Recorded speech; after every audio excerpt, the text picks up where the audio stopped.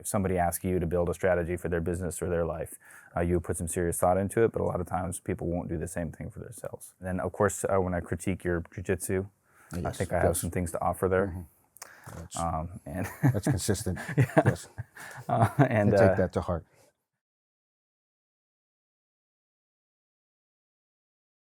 Jay, and welcome to the Elite U. It's an honor to have you here. We've known each other for a very long time. I would like to get everyone else to know you as well as I do. So if you could just kind of go over your background and, why you're here and, what kind of brings you to the Elite U. Sure. My last job before I retired after 20 years was as the deputy commander of the 724 Special Tactics Group.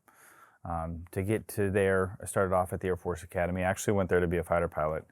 My last year there, my mentor grabbed me and said, "You're not a fighter pilot, you're a special operator, you need to go and do this other thing," that I'd actually never heard of before. I tried out, I made it, and then spent the next 20 years leading some of the most extraordinary warriors on the planet. It's been the honor and privilege of my life to deploy with them 10 times. The first half of my career was spent on this cycle of train, deploy, recover, train, deploy, recover. Got 10 deployments in at a time when the war was very kinetic. We were dropping a lot of bombs. We were inventing new ways to network and exchange data across the battlefield. It was a very intense time, tough on the family. I met my wife at Halo School, and she has been absolutely an amazing partner all the way through. And I'd like to talk a lot more about that. About kind of the demands of being a warrior and having a family and how to balance that. That's something I've spent a lot of time on. And so I'd like to talk some more a little about that. And then some of the lessons I've learned, jumping right into a leadership role as a young officer. Everyone is more experienced than you. It's really tough, especially when there's combat involved. So everything is magnified. So I had some seasoned senior NCOs take me under their wing early and teach me some things. I want to pass those along. And that's, I'm really excited about this project, about Elite U, because it's a way to mentor on a much broader scale than I've ever had the opportunity to do before. That's been the most rewarding part of being in these organizations and around these people, is having them come and ask you a question, you pass along some insight, and then they'll come back to you later and say, "That really changed my life," or "That really made an impact," or I appreciated that. I think this is an opportunity to gather the people who mentored me together and to kind of share what we've learned on a broader scale. I consider you one of my mentors over the years, and I met you when I was, 15, 16, something like that. And that was in Fayetteville, one of the many areas that we tend to live near each other. You kind of like chased each other around the country. But what were you doing there, and particularly what part of your career was that? That was my second assignment. So the first assignment, I actually went to a combatives course where I was introduced to Lion and the Don Vito family. And then after that, I came out here to try out for a unit called the 24th Special Tactics Squadron. So once you go through your training, I deployed twice. You develop a reputation in the community, and you get invited to come and try out for this other unit that's a subset of special operations. And so we came out there to that unit, and it's a year long of training and tryout. And everyone there is seasoned operators with multiple deployments.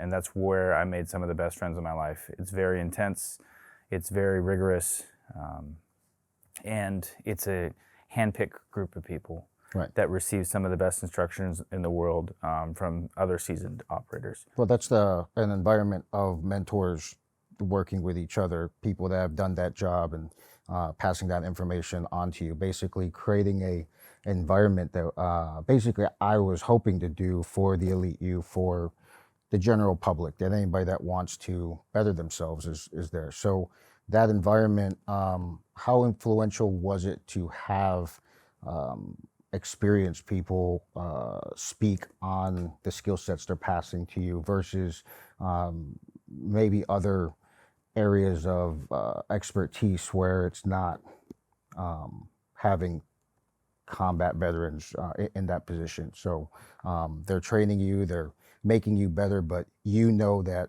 the information being passed to you is because they've been there, done that, trials, lessons learned. Yeah, I can't overstate the impact that that whole environment had on all of us. I mean, it changed us. And you'll hear from some other guys that were on that team with me on the Elite U.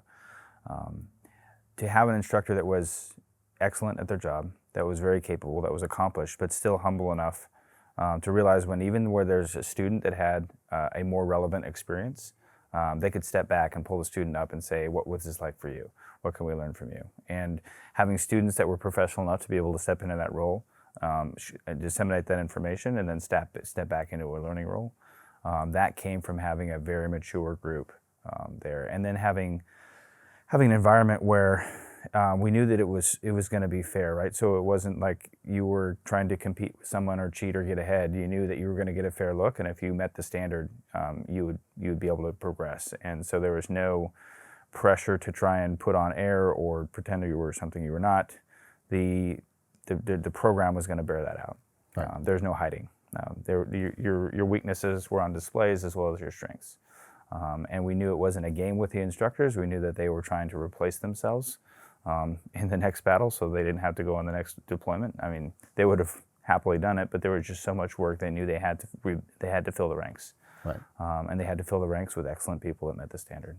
And so it wasn't a game. It was super serious, and all of us knew that there was a date on the calendar where the training was going to end, and we were going to go on an airplane and go overseas. So that environment, we brought the intensity to want to learn and get better too.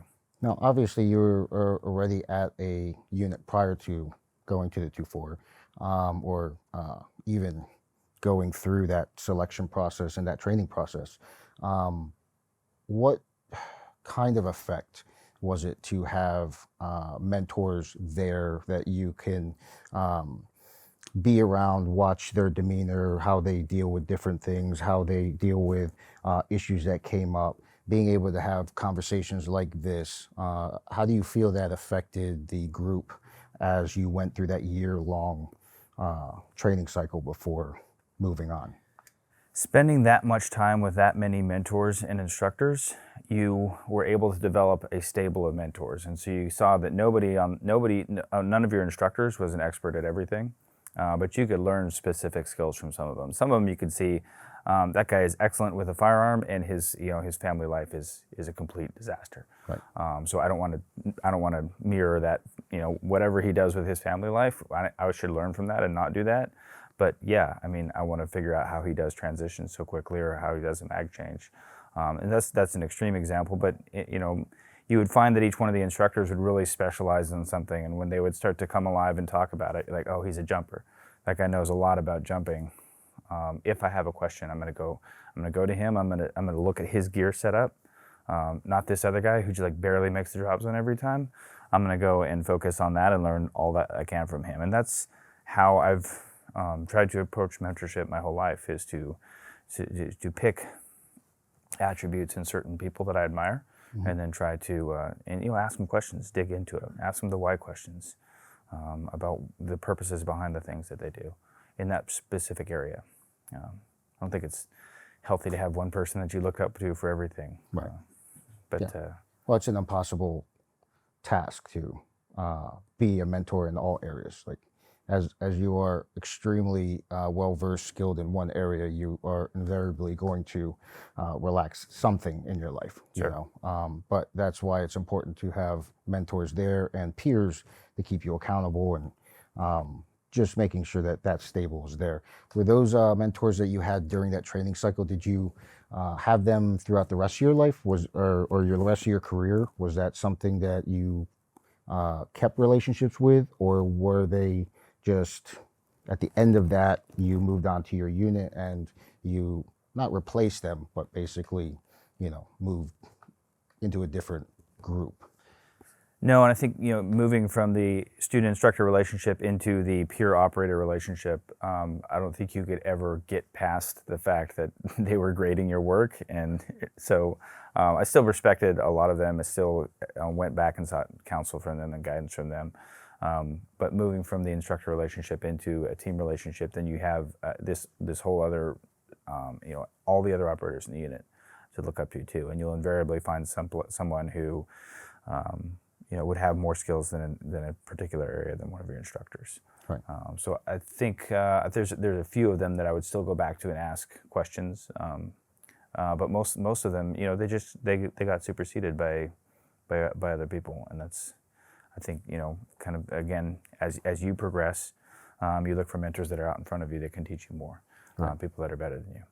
And then we saw some guys on our team who leapfrogged ahead of all the instructors because they're just wildly talented individuals. Right. Now, directly after your time at the 2-4, I know that you had amazing commanders above you that influenced your career. One of the things that I've always respected was your development into an amazing leader, where the people that are directly around you seem to upgrade in level just by you being around, your presence, your them knowing that all your decisions are around integrity and it's for their betterment.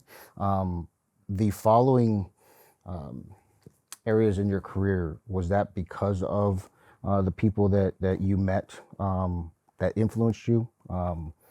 Talking about individuals like General Fiel and Sure. others. And that was modeling leadership behavior that I saw that I really appreciated. There's a special tactics officer named Kurt Buller who had a very inspirational leadership style. And for instance, like every time he would get up and he would give a talk, everybody would go storming out of the building and ready to storm the castle. And he was awesome. And I thought, man, that's just amazing. Like, he's just born that way. He has these great skills. And so I went and talked to him. I was like, what is it that makes your speeches so awesome? And he's like, well, I practice. And he showed me his little note cards. He writes them out, and he practiced for hours. And like he couldn't sleep the night before. He would go and get up in front of everybody and talk. He'd be nervous. And you go, what? The more you got to know him and see behind the scenes, like, he's in there pacing his office, reading his cards. But then that was the preparation that it took to go out and deliver that type of speech, and it was exhausting. It was exhausting for him. But he would transfer all that energy into the room. It was amazing to watch him see. But that was the first time I realized that was a skill. Like, it wasn't some magic thing he was born with. It was something that he really worked at. And so I asked if I could go sign up for a public speaking course. We brought a guy in and sat around a table and learned all the tricks for public speaking, and then I started working on it. And the guy said, you sign up for whatever it is to go get in front of a crowd and practice. So I left there. I went to my next job, and somebody was walking through the room, and they said, hey, there's a speaking opportunity. Who wants to go? And I was like, I'll go. I don't care. Whatever it is, I'll go talk to him. Right. It turns out it's like 4,000 people in this huge stadium conference room, and I'm giving the keynote speech up on the stage. But Colonel Buller, not just the way that he talked to people, but the way that he lived his life, the way that he set his priorities, the way that he forced everybody to play at his level. And there's a bunch of skill sets, and I just picked his brain as much as I could, and then tried to model those same behaviors. Well, those are things that I would like to kind of delve deeper on, Sure. In other conversations. What are some things that you feel that are important that you should be sharing as we hit some of the videos? Are there series that you would like to apply? I obviously use you as a advisor on how the Elite U progresses. Your opinion and your guidance is invaluable to me, but I'm looking to get everybody else to understand what they can look forward to. There's a lot of lessons there that people can probably take a look at and go, man, I'd really like to know more about that. How can I flesh that out? Are there, different drills and things that I can work on, classes? Is that something that you're going to be offering to the public and that type of thing? Yeah, I mean, I would like to talk about some leadership experiences, both positive and negative, some leadership examples that I've seen, both positive and negative, some kind of distill down some lessons learned out of that. I had the opportunity to stand up a brand new unit from scratch, and thought a lot about the organizational design of that unit. But right before I went there, I got a master's degree in organizational design and network design, so understanding how the value flows work inside an organization, how to build a job around a person, so that they continue to be motivated to come back into work, that they're not being drained every day, that they're actually excited to come into work, and how to set up a job and a list of tasks and responsibility that is built around what motivates and drives that person. Right. So some of the leadership stuff, the organizational design, I got to spend some time in the National War College and study strategy. So it was just thinking about strategy and how you approach your life, how to build a strategy for your life, and what some of the objectives are, and what are some of the some of the things that will trip you up along the way, and how to really think critically through that, because I don't think a lot of people spend enough time doing that like they would if if somebody asked you to build a strategy for their business or their life. You put some serious thought into it, but a lot of times people won't do the same thing for themselves. Right. So I'd like to talk a little bit about that as well. And then, of course, when I critique your jiu-jitsu, Yes. I think I have some things to offer there. And that's consistent. Yeah. Yes. And I take that to heart. So I think I can really help you out there. So there's a lot of high level positions that you were there. Obviously, standing up a squadron from nothing. Talking about your time at the Pentagon and that type of thing. How are we going to relate that, or can we relate that to, say, the average person and their family, or somebody that maybe not even the business owner, they're moving in a direction within their life, like taking those experiences that you have and then applying it so that people go, I can actually take that skill. Like, that's obviously super high level, but these are the principles, and this is how I apply it, because this is how you're applying it on a regular basis. This is something that maybe you're teaching your kids, or something that you pass on to your friends and that type of thing. Is that something that we can kind of? Oh, absolutely. I mean, and if it works for an army of 300,000, it's going to work for a company of 300. Right? It's the same principles. So to be able to apply them at that scale, and then to use the same principles and back them off and apply them to the problem set that you're looking at, becomes very helpful, because you have so many examples of how it's done. So if you read military history, or you read political history, and you understand how humans interact with each other and the different motivations that drive people, and that you understand how you're trying to align interest with someone to get a business deal done. It's the same as building an alliance with a country, to align on something, against opposing forces. So not unlike the forces that you see in business or at your HOA meeting or whatever it is. A lot of the same strategies apply. Right. And you retired and then moved into the private sector, working with other companies. Have you found success? How was that transition into the, after your military career? I'm having a lot of fun. But time will tell how it works out. So the first job, well, I went to the Naval Postgraduate School, and right before I checked in there to school, Extortion 17 crashed, and we lost 31 operators and air crew on that. And so I was in a cohort there with all other special operators, and everyone in the class knew people on that aircraft. And right. So as we entered into this 18 months of time to think critically about our profession and to really study and focus in on something, a group of us decided that we would tackle this mobility problem. And we thought, surely there's a better way than putting some of the most nation's priceless assets all on one metal tube and flying them in to that one person with a $300 RPG can kill everyone on board. There's got to be a better way to do this. So we started thinking more broadly about ways to do infill and exfil and special operations missions. And we came up with this idea of distributed operations and swarming, where you could be all spread out all over the place. You could all pulse in at the same time, arrive on target from all different locations, but all arrive at the same time, do your actions on objective, and then disappear again. And my piece of that was researching different aerial mobility platforms that people would be able to fly 2 or 3 people at a time. Right. So I called out a specific platform in my thesis. Someone gave a copy of my thesis to the people who were building this aircraft. And they reached out to me and hired me to come in and kind of help recalibrate the company and get it ready to do DoD sales. Right. at the time, this particular aircraft was only being sold to like high net worth individuals. We came in, helped rebuild their supply chain, open up sales channels into several different countries. Got 186 aircraft kind of in various stages of the sales pipeline, and just got them kind of all recalibrated and ready to go work with DoD. And then they had, what's that? I was just going to say, it just sounds like there's a lot of experience over a short amount of time, and I'm sure we'll get into a lot of the lessons learned on that and how that kind of works out. I was supposed to make this a very short conversation, but that kind of didn't work out. I'm obviously really excited to have you here. There's going to be a lot of video of us, having conversations, bring in other mentors that you talked about.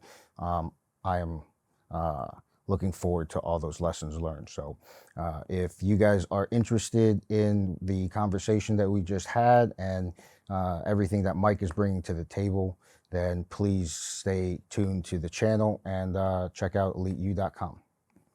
So, yes. I don't want to shake his hand. And check out eliteu.com. So, brother. Thanks, Michael. Thanks.